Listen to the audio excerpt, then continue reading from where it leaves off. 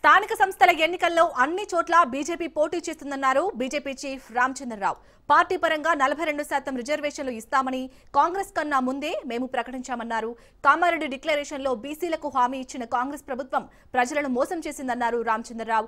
Vote bank కోసమే బీసీలను వాడుకుంటున్న కాంగ్రెస్ పార్టీకి తగిన బుద్ధి చెప్పాలని పిలుపునిచ్చారు.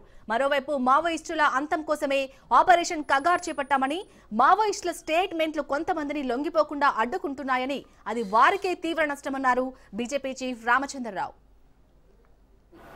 వాళ్లకు ఇవ్వాల్సినటువంటి బకాయిలు ఇవ్వదు కాబట్టి 4,000 కోట్ల రూపాయల దాకా ఈరోజు మన తెలంగాణ రాష్ట్రానికి లోకల్ బాడీ సంబంధించి రావాల్సిన అవసరం ఉంది.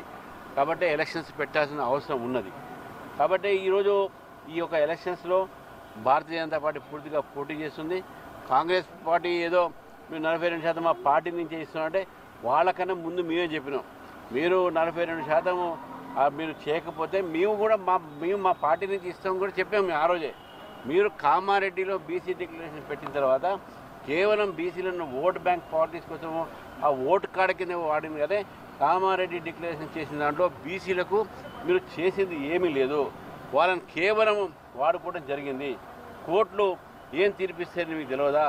కోర్టులో కానీ దానికి కావాల్సినటువంటి ఒక ఏదైతే మనకు మీరు లీగల్ సేఫ్ గార్డ్ తీసుకోవాలో మీరు తీసుకోలేదు. ఆ జాగ్రత్తలు మీరు తీసుకోలేదు. మీ యొక్క వైఫల్యాన్ని వేరే పార్టీల మీద మా పార్టీ మీద తోసే ప్రయత్నం చేస్తున్నారు.